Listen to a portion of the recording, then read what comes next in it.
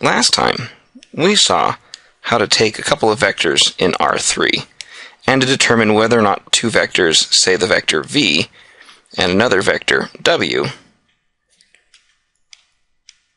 were parallel or whether they were orthogonal, which is the vector equivalent of being perpendicular. This time we want to ask another question, and that question is, given two vectors v and w, like the vectors shown here, is it possible to find a third vector, a vector who I will call u, that has the property that u is at right angles to v and that u is somehow at right angles to w? So that's our question. Given two vectors in R3, is it possible to find a third vector who is mutually orthogonal to the given two? Well, before we look at a specific example of this, let's see whether or not we would even believe that this is true right here. Imagine for a second I were to go and take this vector v and move it so that the tail of v matched the tail of w. So there's my copy of v. These two vectors now define 3 points, a common tail and two different tips. But these are 3 points in R3, and through any 3 points there is a plane. So there's some flat sheet who passes through these 3 points. Maybe it hits the z-axis right here, and so we would have this plane who contains these 3 points, and therefore contains these two vectors right here. But this plane is just like the xy plane down at the very, very bottom. The xy plane was flat, but it had one direction, the z-axis, who stuck straight out of it. Well, this is a flat plane, so it should have a direction who sticks straight out of it. Sort of the z-axis analog to this light blue plane. But the minute we can find this direction, well, let's just pick any 2 points on it, and that would get me a hold of the vector who I was calling u last time. A vector who is somehow at right angles to both of these vectors, because he's at right angles to everything in this plane. So it turns out that this is always possible. Given any two non-parallel vectors in R3, there is always a third vector who's orthogonal to both of them. Now let's see if we can figure out how to do it. Let's try it on a specific example. Let's say that the vector v is the vector 2, 5, minus 1. And the vector w is the vector 1, 3, 1. Can we find a vector u who is orthogonal to both of them? So we want u to be at right angles to v, and we want u to be at right angles to w. Well, how might we do something like this? Well, we know from last time that our way for checking whether or not two vectors are orthogonal is to do their dot product. So what we really need is maybe not this condition, but we need u dotted with the vector v to be 0, and we need u dotted with the vector w to be 0. So if we say that the vector u has components x, y, z, then we could work these things out. U dot v, the vector x, y, z, dotted with the vector 2, 5, minus 1, would get, well, we multiply the first two components, that's 2 times x, multiply the second two components, that's 5 times y, multiply the last two components, that's negative z, and then we would add these up. So the dot product of u and v is 2x plus 5y minus z. And similarly, the dot product of u and w is going to be, well, we'll take x, y, and z, we'll dot it against 1, 3, 1. So multiplying across the first row, we get x. Multiplying across the second row, we get 3y. Multiplying across the last row, we get z. So x plus 3y plus z. So we have the dot product of u and v, the dot product of u and w, and for these vectors to be orthogonal, we would need these dot products to be 0. And all of a sudden, we're looking at two equations in 3 unknowns. And so this becomes an algebra problem. So let's solve it. So to solve these two equations and three unknowns, well, the first thing to recognize is that there's more unknowns than equations, so we're not going to be able to get a unique solution. So maybe the best we could hope to do is to write the variables x and y in terms of the variable z, this sort of third equation right here. So let me rewrite these two equations as 2x plus 5y equals z, and x plus 3y equals minus z. And we'll try to solve these two equations for x and y, and our answers will have z running around in them. So this is two equations and two unknowns. There's lots of different ways we could attack it. Maybe the easiest way would be to simply multiply the second equation through by a 2. And that would give us the equations 2x plus 5y equals z. And then the bottom equation would become 2x plus 6y equals minus 2z, because we'll just double everything. And then we could just subtract the second equation from the first equation. 2x minus 2x is 0. 5y minus 6y is negative y. And z minus negative 2z, that's z plus 2z, would be 3z. And so this tells me that y is equal to negative 3z. Now that we know the y value, we could plug it back in to any one of our equations to find the x value. So let's plug into the top equation. We'd get 2x plus 5 times y, which is negative 3z, is equal to z. So that becomes 2x is minus 15z is equal to z. So we'll add 15z to both sides. 2x is equal to 16z, or x is equal to 8z. And so we've now solved for our variables x and y in terms of z. So put it together, we get our vector u, which had components x, y, and z, has to look like, well, x is equal to 8z, y is equal to minus 3z, and z was the variable we didn't solve for. And if I stare at that, I might notice that I could pull the scalar z out, and I would get this. So what does this tell me? This tells me that any vector u who is orthogonal to both v and w has to look like some multiple of the vector 8, 3, minus 1.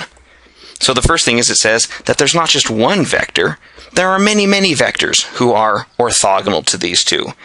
And if we go back to our picture of a plane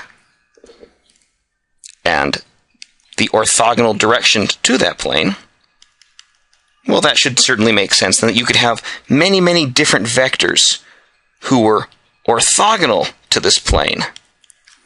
But all of these different vectors would have to be scalar multiples of a common vector. And so that's what this equation says. Every one of the orthogonal vectors is a multiple of 8 minus 3, 1. We can also go and just check our work really quickly.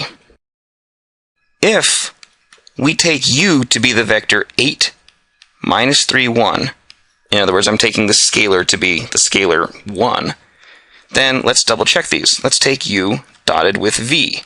So that would be the vector 8 minus 3, 1, dotted against the vector v, which you might recall was 2, 5, minus 1.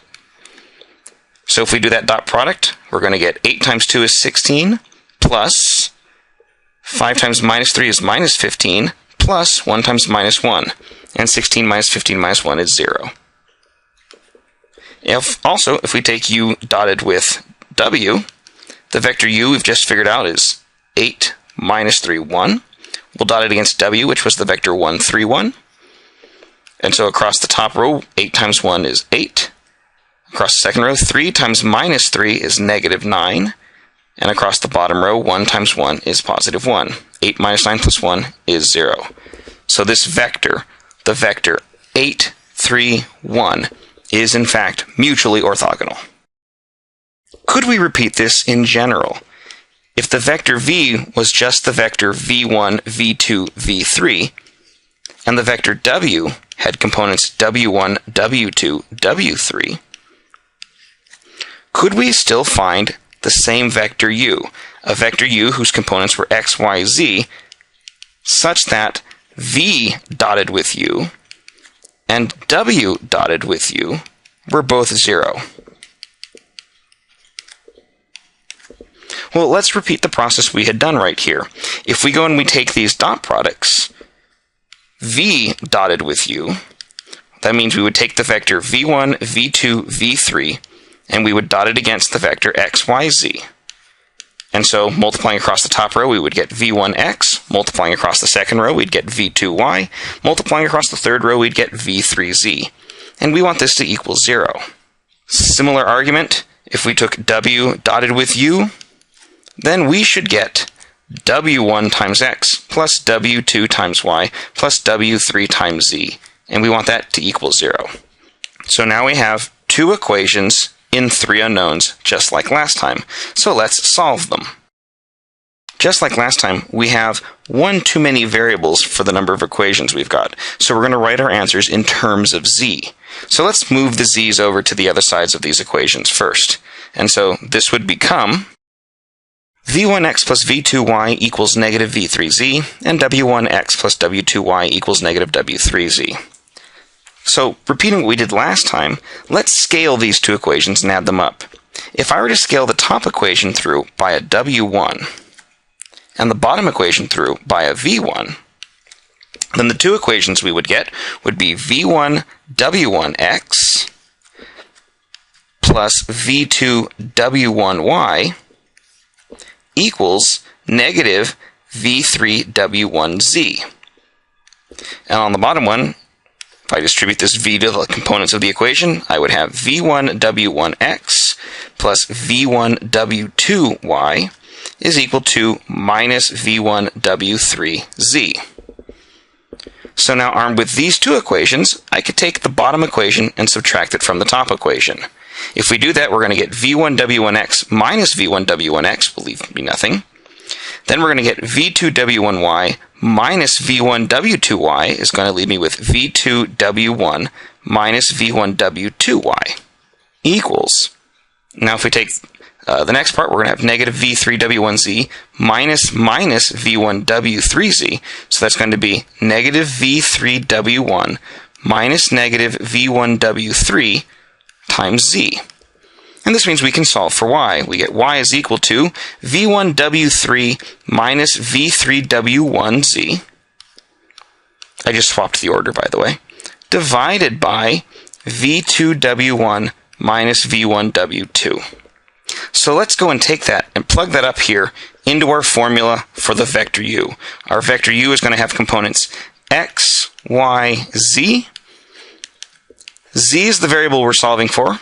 And we've just figured out that y is equal to v1 w3 minus v3 w1 all over v2 w1 minus v1 w2 times z. Now, let's go back to our original two equations. Imagine instead we multiplied the top equation through by a w2 and the bottom equation through by a v2. So that when we multiplied these things together, we would have v1 w2x plus v2 w2y is equal to minus v3 w2z. And on the second equation, v2 w1x plus v2 w2y is equal to negative v2 w3z. If we subtracted them this time, we would get v1 w2x minus v2 w1x, so that would be v1 w2 minus v2 w1 times x. On the second component, we'd have v2 w2y minus v2 w2y, and so that would cancel. And the last component, we would have negative v3 w2z minus v2 w3z, so that's negative v3 w2 minus v2 w3z. And so we can solve this for x to get x is equal to v2 w3 minus v3 w2 all over v1 w2 minus v2 w1 times z. And so we could put this up top here for our formula for x, and we'd have x is equal to v2 w3 minus v3 w2 all over v1 w2 minus v2 w1 times z. Hence, any vector u who is orthogonal to both v and w has to look like a multiple, the multiple being z, of the vector v2 w3 minus v3 w2 over v1 w2 minus v2 w1 as the first component. Second component is V1W3 minus V3W1 over V2W1 minus V1W2, and the last component would be 1. Now this is a hell of a formula. I'm going to be the first to admit that right there. But there's a couple of things that we can do to make this a little bit easier to read right here. The first thing is, this vector u is a multiple of this vector right here. So any value of z, any sort of stretched multiple of this vector, is going to be another vector who's orthogonal to both of them. So I'm going to pick sort of a weird choice for z. Rather than pick any old z whatsoever, I'm going to pick this z, the value v1w2 minus v2w1. Because if I were to scale each component by that, well then when I scale it across the top, v1w2 minus v2w1 in the numerator will cancel with this one in the denominator, and so the numerator will just be v2w3 minus v3w2. If I scale the bottom term by v1w2 minus v2w3, I'm just going to get that. So the third component would be v1w2 minus v2w1. And last but not least, this middle coordinate. Well, if I scale this through by the middle coordinate, notice that this term and this term are not exactly the same. They're off by a minus 1. So if I were to multiply this by a negative 1 top and bottom, then this term and this term would cancel, and all I'd be left with is, well, let's write it this way, negative v1w3 minus v3w1. And so here's a general formula that we could use right here. Let's plug it back over to here, and we'll have a nice sort of theorem. And our theorem is this. If v is equal to v1, v2, v3, and w is equal to w1, w2, w3, then this vector, the vector v2w3 minus v3w2, negative v1w3 minus v3w1, and w2 minus v2w1 is orthogonal to both. And this is going to be one of the most important results out here. In fact, it's so important that we're going to give this formula right here a name.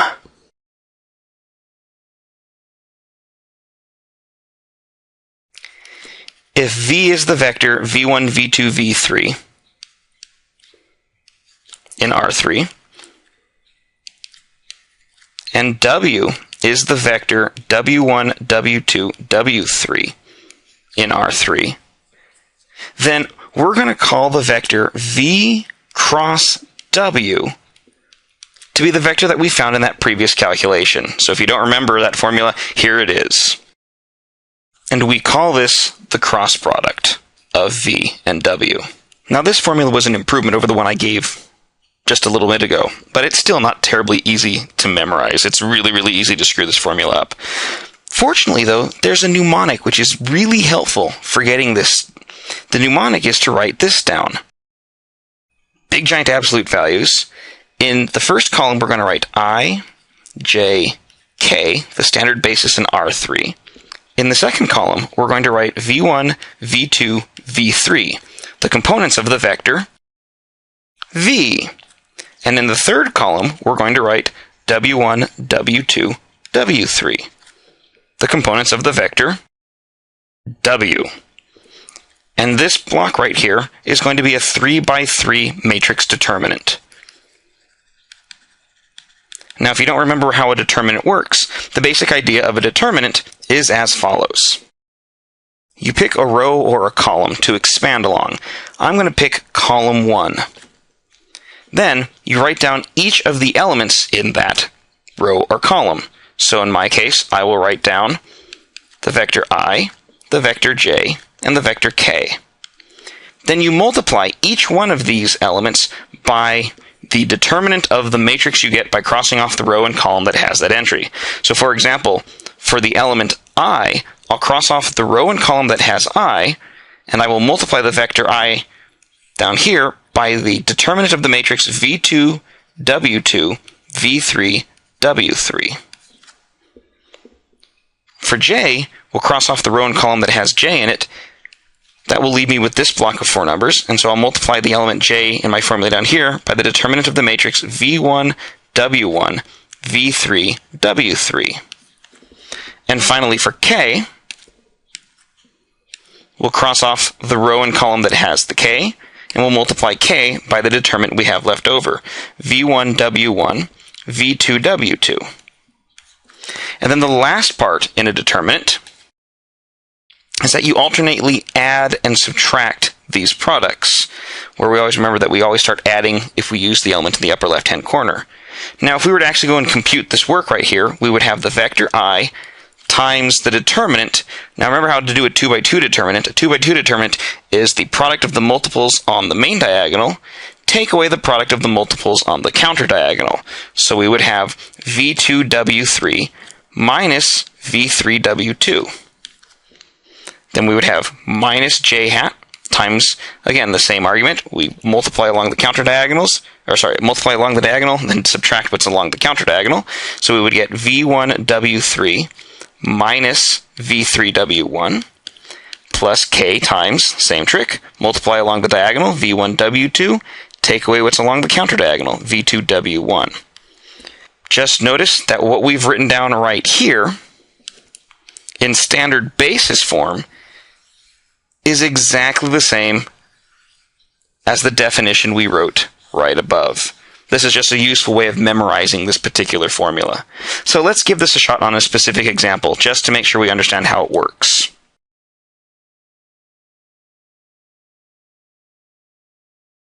If v is the vector 1, 2, 3, and w is the vector 2, minus 1, 3, compute v cross w, w cross v, and v cross v. So let's work our way through these. Let's take a look at the first guy. So v cross w. Using that formula on the previous page, we can treat this as a determinant. The first column will be ijk. The second column will be the components of the vector v. So we'll stick 1, 2, 3. And the third column will be the components of the vector w. 2, minus 1, 3. And so now we'll just compute this determinant. So expanding along the first column, we'll have I times the determinant of the matrix. Well, let's see, we'll cross off the row and column that has the I, and that will leave me with 2, minus 1, 3, 3. Then we subtract j times the determinant that we get by crossing off the row and the column that have j in it. That would get me the submatrix 1, 2, 3, 3. And then we add k times the determinant of the submatrix we get by removing the row and column that have the k term in it. That will leave me with a 1, 2, 2, minus 1. And so if we work this out, we're going to have the vector I times, now I have these 3 2 by 2 determinants. So to work out a 2 by 2 determinant, multiply along the main diagonal, and then take away what's on the counter diagonal. So we'll have 6 on the main diagonal, subtract negative 3 on the counter diagonal. Minus j times, on the main diagonal 3, on the counter diagonal 6. 3 take away 6. Plus k times, on the main diagonal negative 1, on the counter diagonal 4. And so if we clean this up, this becomes 9 times I minus negative 3 times j minus 5 times k. And so there's the cross product in standard basis form. And if we want to write it as a column, this would be 9, 3, minus 5. And so we have the vector v times cross w is the vector 9, 3, minus 5.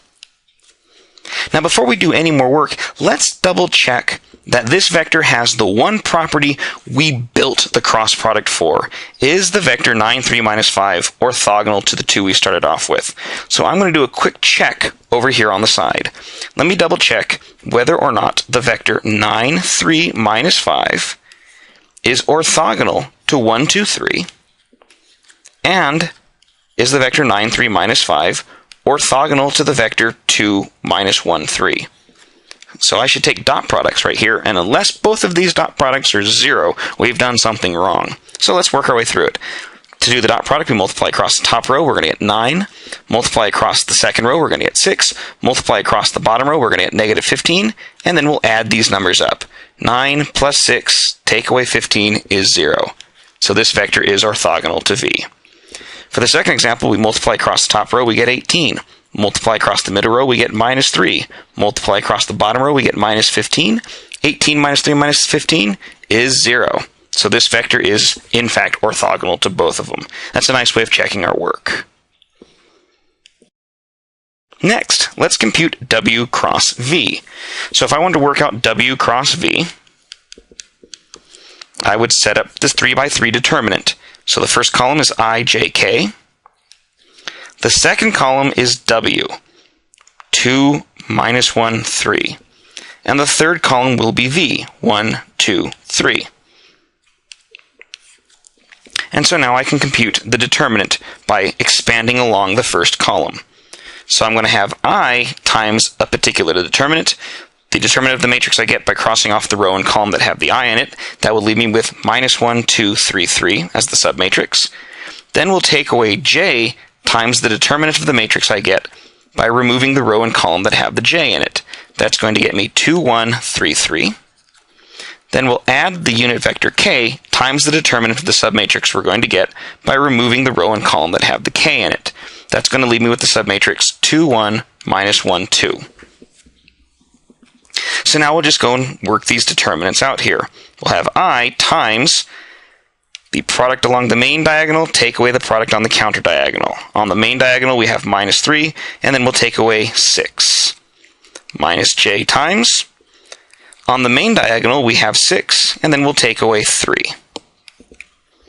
Finally, for K, on the main diagonal, we have 4. On the counter diagonal, we have negative 1. 4 minus minus 1. So if we clean this up, we're going to have negative 9i minus 3j plus 5k. Or in column form, minus 9 minus 3, 5. Or in row form, minus 9 minus 3, 5. One thing to note about this is that V cross W and W cross V are not the same thing.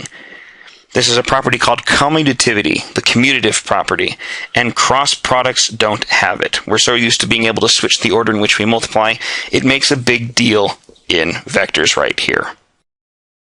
In fact, you can probably convince yourself that no matter what vectors you take, A and B, if you take A cross B and B cross A, they're never ever the same thing.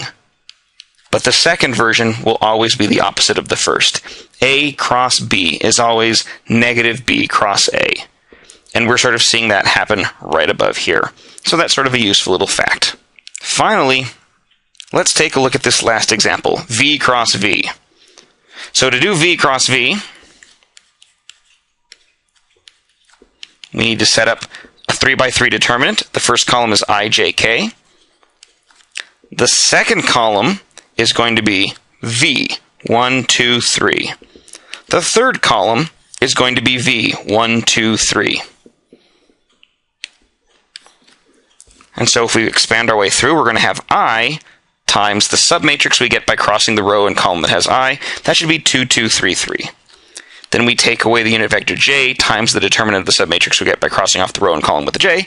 Whew, that's a mouthful. We're going to get 1, 1, 3, 3. And finally, we're going to add the unit vector K times the determinant of the 2 by 2 matrix we get by crossing off the row and column with the K. That leaves me with 1, 1, 2, 2. You know, it's a heck of a lot easier to compute a determinant than it is to say what you're doing when you're computing a determinant. Now, if we work our way through this, we're going to have I times this determinant. It's the determinant that's going to be the product of the numbers on the main diagonal, 6. Take away the product of the numbers on the counter diagonal, 6. Minus J times the numbers on the main diagonal are 3. Take away the numbers on the counter diagonal, 3. Plus K times the numbers on the main diagonal, 2. Take away the numbers on the counter diagonal, 2. And that leaves you with a grand total of no I's, no J's, no J's, and no K's. So this is the vector we call the 0 vector. In component form, it's 0, 0, 0.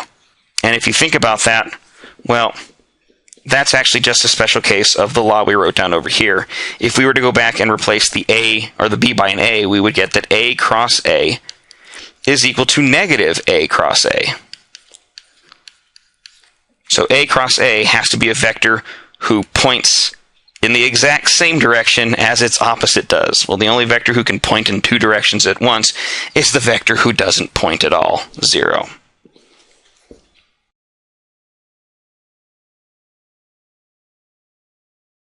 So here's another example. If A is the point 114, B is the point 236, and C is the point 103, find a vector orthogonal to both the vector AB and the vector AC. So this idea right here of finding a vector orthogonal to both, that's just code for taking a cross product. Because that's what the cross product does. It finds vectors orthogonal to two given vectors. So all we really need to do is we just need to work out AB times AC. And as long as we can work out the components of these vectors, we should be golden. Well, how do we work out these vectors? Well, let's focus on AB first. AB goes from the point A to the point B. So that means that the tip of the vector AB is the point 236. The tail, the starting point, is the point 114. And the formula for figuring out the vector who goes from tip to tail is to take, from tail to tip, is to take the tip minus the tail. And so that means that this vector right here is just going to be the vector 2 minus 1, 3 minus 1, 6 minus 4. Similarly, that would be the vector AC. Now that we've worked out AB and AC in their component form, we can go and use our shortcut formula for working out the cross product as a 3 by 3 determinant, where column 1 is is formed by the standard basis vectors I, J, K. The second column is the vector 1, 2, 2, and the third column is the vector 0, minus 1, minus 1. And so if we work out this cross product, if we clean this up, and so this will get me 0i minus negative 1j minus k, or the vector 0, 1, minus 1. Let's just double check that really quickly.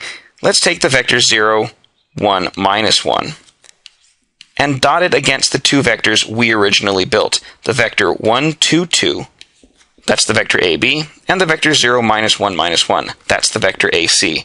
And let's just make sure that these dot products come out to being 0. So in this first example, we multiply across the top row, we get 0. Multiply across the second row, we get 2.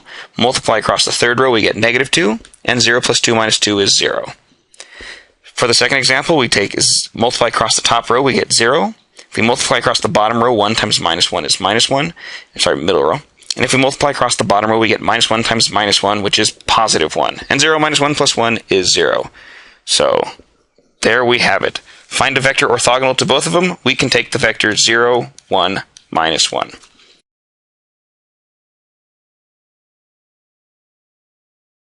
So if we have a vector v, and we have some other vector w,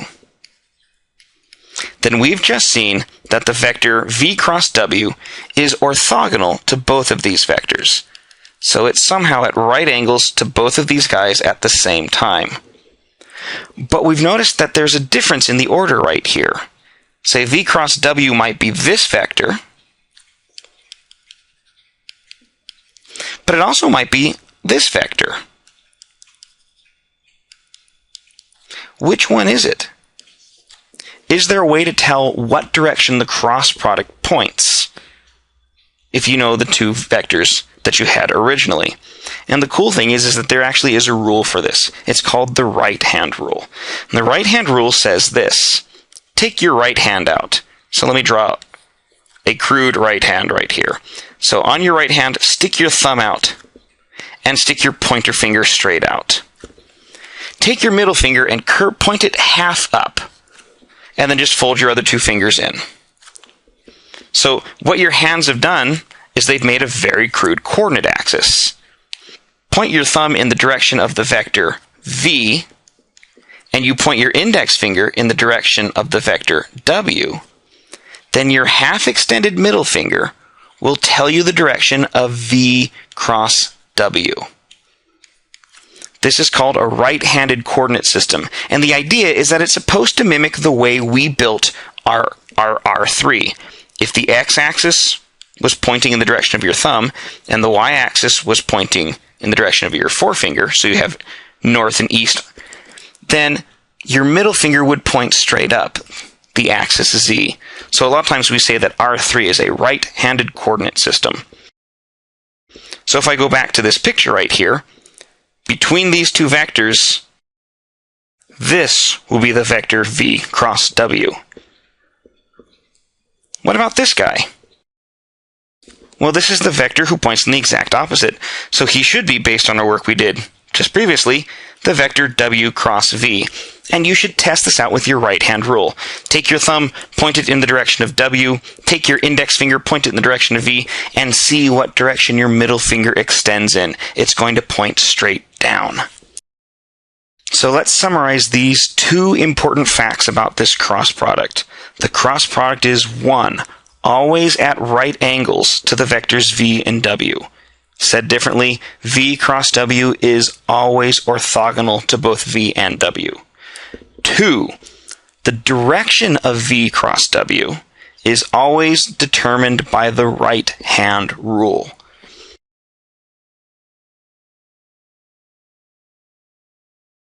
It turns out there's one other cool little fact about the cross product, which is not obvious from its definition, but significant to us in calculations, and that's that its length, how long this vector is related to this parallelogram. Specifically, the length of this vector is exactly equal to the area of the parallelogram spanned by v and w. Why is that even remotely true? Well, it comes from the following cool fact. This isn't hard to prove, it's just hard to figure out the first time. If you take v cross w, which is a vector, and you look at its length squared, and you take v dot w, a different product, which is a real number, and you look at it squared, and finally, you look at the length of v times the length of w, which is a third kind of product, and you look at this squared, then it turns out that you have this equation. The magnitude of v cross w squared plus v dot w squared is equal to the magnitude of v times the magnitude of w quantity squared. What this means, though, is it means that the length of v cross w squared is equal to this value, which I can simplify as the length of v squared times the length of w squared, take away this value. But remember, the dot product law of cosine says that v dot w is equal to the length of v times the length of w times the cosine of the angle between them squared. So if I were to clean this up a little bit more, I have the length of v times the length of w, squared, minus length of v times length of w times cosine of theta quantity squared is the length of v squared times the length of w squared times the cosine of the angle between them squared.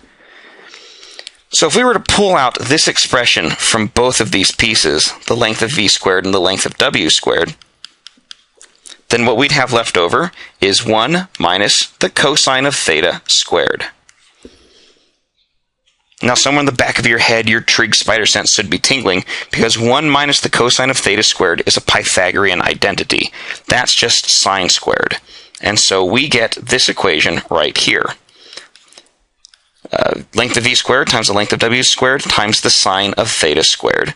And that's equal to the length of v cross w quantity squared.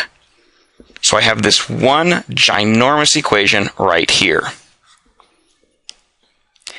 If we go and take square roots on both sides, then what we find is the length of v cross w is equal to, well, the square root of v squared is the length of v, square root of w squared is the length of w, and the square root of sine squared will be sine of theta. And so we've got a formula for the length of the cross product. So the length of v cross w is equal to the length of v times the length of w times the sine of the angle between v and w. Why is that equal to the area of this parallelogram? Well, because the formula for the area of a parallelogram is equal to the length of its base times its height. Now on this parallelogram, the length of the base is spanned by the vector v, so the base is exactly the length of the vector v. Now, this height is a little bit trickier to work on, but imagine we know the angle between v and w, which we'll call theta, and I know that this length right here is exactly the length of w, since the side is spanned by the vector w. That means that the height is the length of w times the sine of theta, since it's the opposite side relative to a hypotenuse and the angle. So the area of this parallelogram is equal to its base, the length of v, times its height, the length of w, times the sine of theta. And check it out. These two guys are exactly the same. So let's summarize this jumble of notes into a single picture. If you're given a vector v, and you're given a vector w, you could consider the parallelogram that they span in R3. Their cross product, v cross w, is going to be a vector who is orthogonal to both of these, so a vector who sticks straight out of this parallelogram, and it's going to be determined according to the right-hand rule. So if v cross w points in one direction, then the exact same vector in the opposite direction would represent w cross v. Moreover, the length of this vector here is exactly equal to the area of this parallelogram here.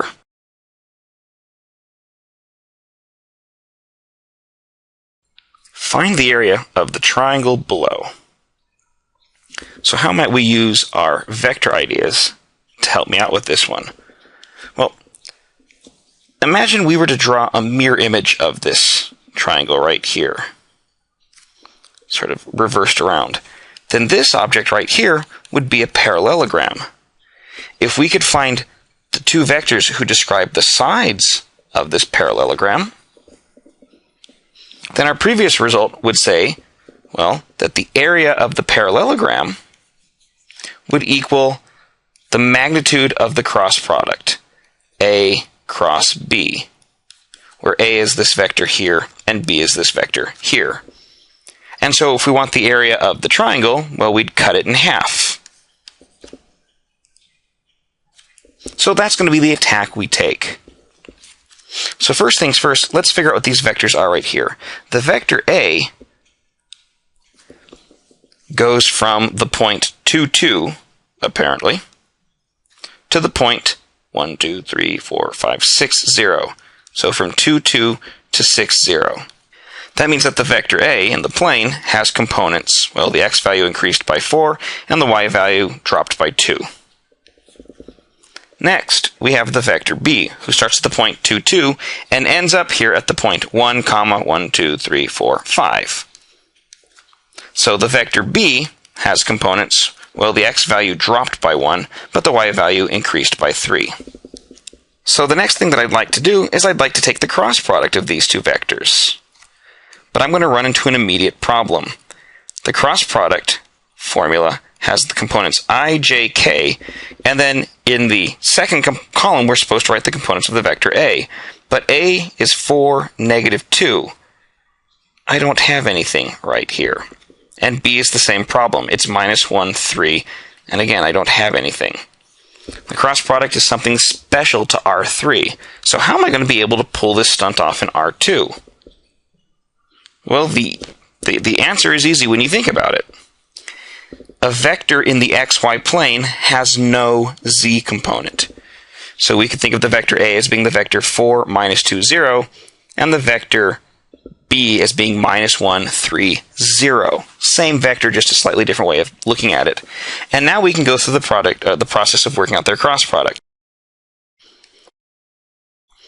And so that's going to give us a grand total of 10k. Or if you'd like, the vector 0, 0, 10. Notice that this is a vector who points straight up out of the plane right here. So if we take this vector and plug it up into our equation up top, the area of this triangle is going to be half the magnitude of the vector 0, 0, 10.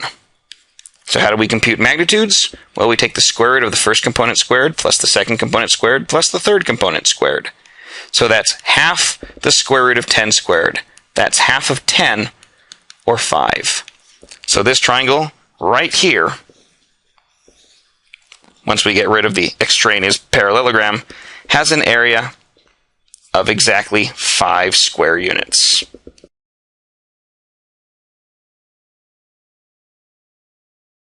By way of wrapping this up, let me compare the two different kinds of products that we spent the past 2 lectures talking about, the dot product and the cross product. So, the dot product, V dot W, versus the cross product, V cross W. So the first thing is that the dot product is always a real number, whereas the cross product is always a vector in R3. So they have different outputs. One thing about the dot product is that the dot product is order independent, is commutative. If you take V dot W or W dot V, you get the same thing, whereas the cross product is not. So you have to be really careful about the order in which you do cross products. They also have a relationship to angles between. We know that V dot W is equal to the length of V times the length of W times the cosine of the angle between the vectors.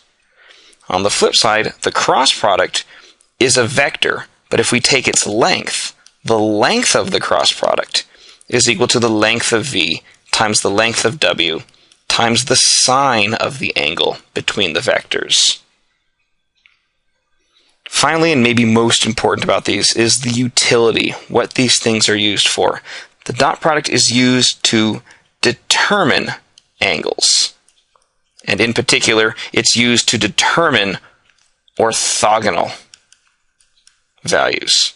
Are two vectors orthogonal? Whereas the cross product is used to produce orthogonal vectors.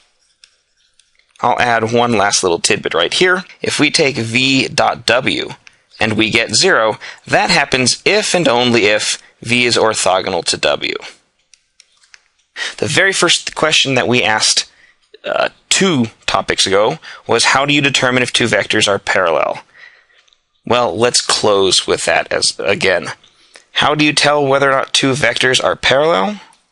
Well, if the vectors are parallel, then the angle between them is either 0 or 180 degrees. But the sine of 0 or 180 degrees is 0. And so what this tells me is that two vectors are parallel if and only if their cross product is equal to 0. So when the products are equal to 0, it tells you something about the vectors. When the dot is equal to 0, they're orthogonal. When the cross is equal to 0, they're parallel or anti-parallel.